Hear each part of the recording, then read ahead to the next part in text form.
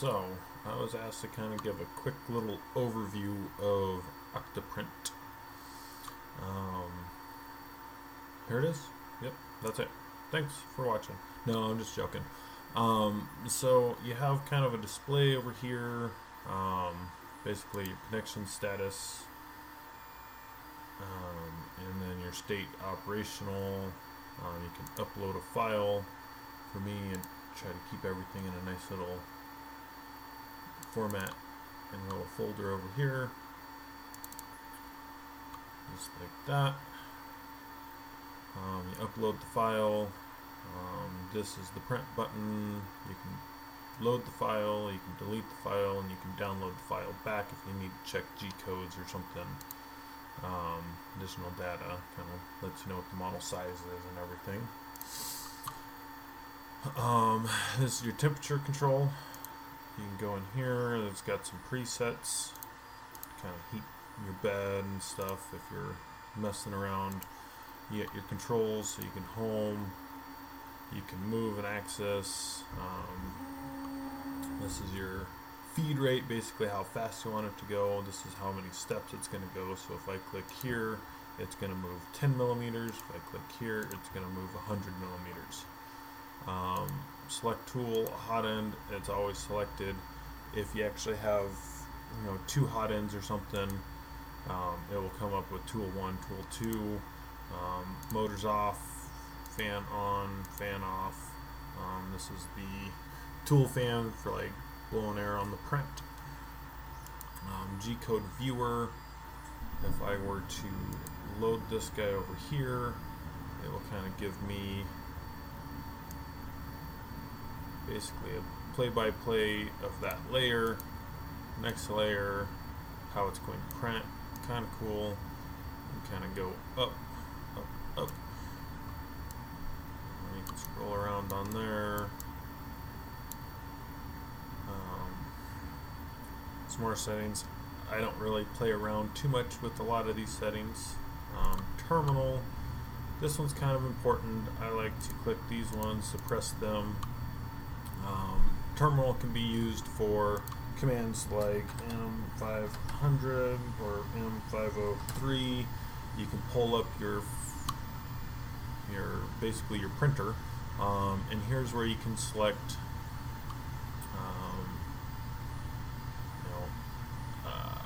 here's my jerk settings. So now I can actually copy.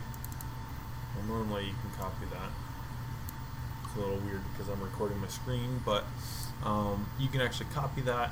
You can type in M502 X10 Y5 and you can change the jerk settings. Same with G. If you have dual extrusion, there's a M218 command, I think it is. And that's where you can actually set your hot end. That's where you can set your hot end offsets. Z probe offset M251 right there. You can see -3.1. Linear advance is enabled on this printer. You can kind of just do a bunch in that particular thing. Over here, here's your time-lapse settings. You can do on Z change. I believe on Z change it moves your print head off to the side, takes a photo, then does the next layer. I don't really mess with the cameras. Under controls, this is where your web screen or webcam would show up. I played with them. They're cool, but not that great. We'll kind of get into that a little bit later. Over here, this is probably the best absolute needed accessory or plugin for AstroPrint or for octoprint. You basically can level your bed from here. I've done some videos on this, but basically if you have auto bed leveling and it works with the Prusa, it works, you got to change the G-code commands in the settings to actually get things to work. but it's a great tool to actually visualize what your bed is doing. Now, once again, this only works if you actually have auto bed leveling, but it's pretty handy. So that's going to go through and actually level. Over here, you can see I got this one set up. This one's on octoprint. Octoprint was a great cloud system a while back, and that's really what I was trying to use, but I kept having problems where I had to reload the SD card and restart everything, and it just turned into a big pain in the butt, so I quit. Well, there's this great plugin for Octopi, and basically what it does is it puts octoprint in octoprint. I don't think that they merged or anything, but there's an app on your phone that's actually linked to things like Thingiverse. You can scroll through Thingiverse and you can print from anywhere in the world. Now, granted, you got to make sure that your print bed is clean and clear and free. But this is very handy for me if I'm out at my actual daytime job and somebody emails me a file for printing and they want to know a cost, or they need to get it done right away. The octoprint slicer is actually really good, and I actually just noticed that they actually have a new slicer software for your desktop. Still playing with that because I just noticed that today as I was setting up. But yeah, no, it's pretty cool. I actually got my first print going off of it right now. Their slicer software, for whatever reason, it's more basic, but it does an extremely good job at slicing.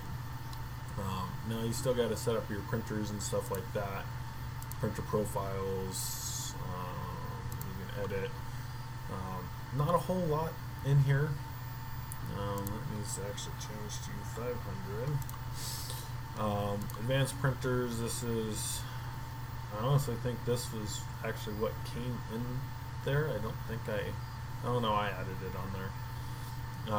But a lot of printers, if you needed to add one on the website here,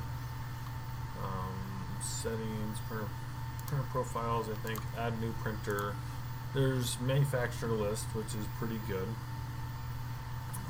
So Creality's there. You can select your models: CR10, CR7, Enders,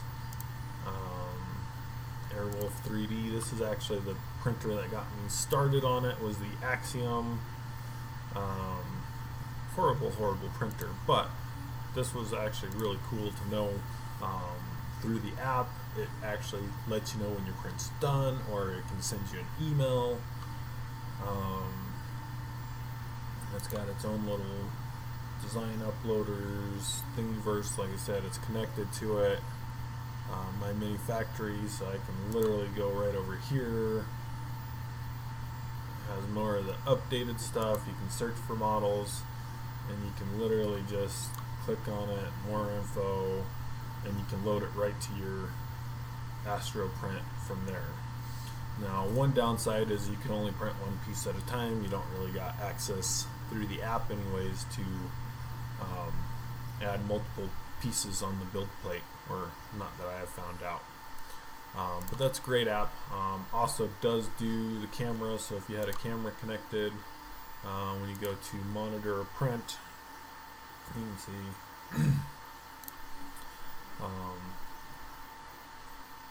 now this makes it so that way you don't have to open up your home network, so that way you can do octoprint and you can see your print from anywhere. This one actually works through their cloud system or whatever, so you can control it. And if I had a camera on here, it would show it right here, or it'd show the print right here, or the camera. You can change things. It's a pretty good little tool for octoprint, or just in general. We can go back here. You can see my bed level. This is on my cube, and so there's not a whole lot I can do about that back corner. Now I did just get a flex plate for it, so that could be some of it. But 0.385 and just that back corner, I'm not too terribly worried about that. And here, serial connections, I've never really had to mess with any of that. Now I did with the D9, just to try to get it so that way it wouldn't quit on me, but that's not working. Printer profiles, this is basically your printer profile. You can go through here, you can name it right there, print bed volume. I actually just set this one up. Rectangular, circle, axis, 6,000 is way too much. Those ones are fine. Hot end extruder, basically your nozzle size. Number of extruders, you can change that. Confirm. The slicer software, temperatures, so here you can actually change ABS. Obviously I want it a little bit hotter. 240. My bed does not get up there because it's a heated chamber. 65 PLA, I can't run it at 60. Just like that. And temperature, save. Let's go back into there. Terminal filters, so here you can kind of change things for the terminal. Haven't ever needed to do any of that. Here's your G code. This is basically for the onboard slicer, where you can kind of, I think when you press the print button, you can do a start stop G code directly on here instead of through the slicer. I would say you probably want to do it through the slicer and not on here. Features, obviously, you can change all this stuff if you wanted to. Never really have had to. Webcam, this is where you can change things for your webcam.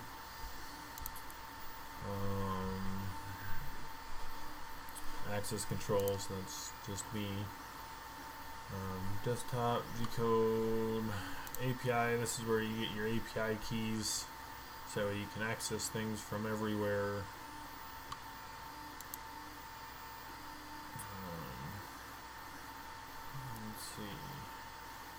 No application keys, server, I haven't ever had to mess with that. Everybody does things a lot differently than I do. I'm more of a basic type of guy. Plugin manager, this is where you can get things like AstroPrint is right there, and the bed visualizer is,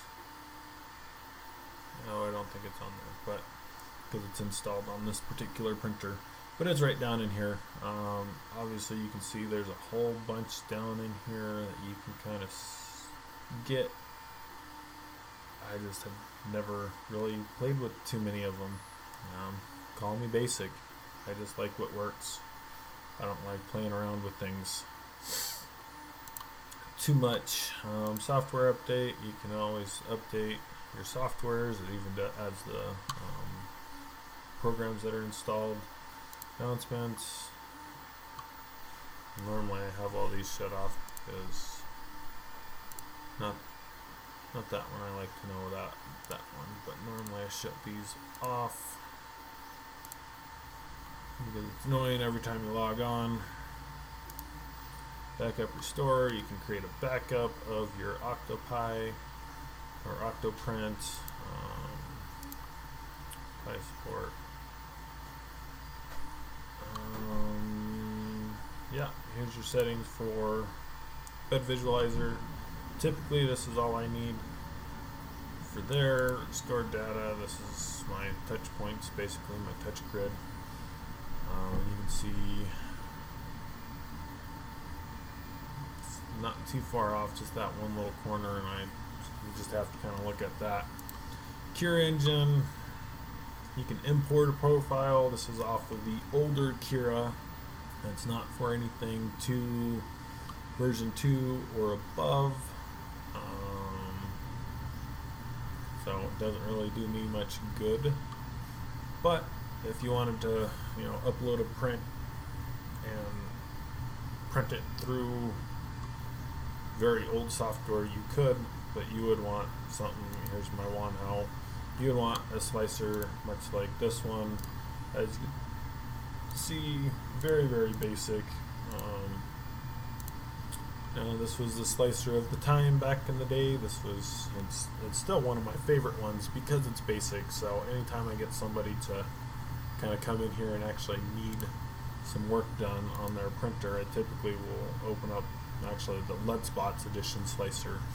The reason why I do the Lead Spots Edition slicer is it gives you a control. I'm not hooked up to a printer right now, so I'm not going to be able to get into the control panel. But it gives you an actual control panel to where, kind of like the octopi, where I can click on, home certain axes, move certain axes. It also gives me a terminal window where I can punch in things. So it's kind of Cura plus Prowler Face all in one nice little package. It's kind of nice to do it that way. But yeah, that's pretty much it.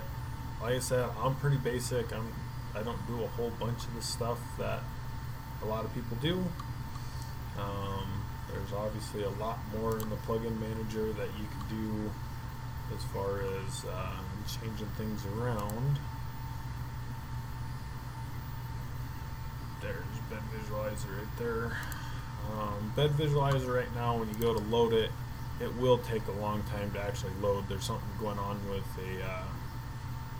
another application that it has to load when it's loading, but just let it go through. It takes about a half an hour or so. Let it load and you're good to go. Get more, yeah. I just don't know what a lot of these do, so yeah, good luck with that. If you guys have any questions, just either make a trend or send me a PM, and I'll be glad to help you out as much as I can. Thanks.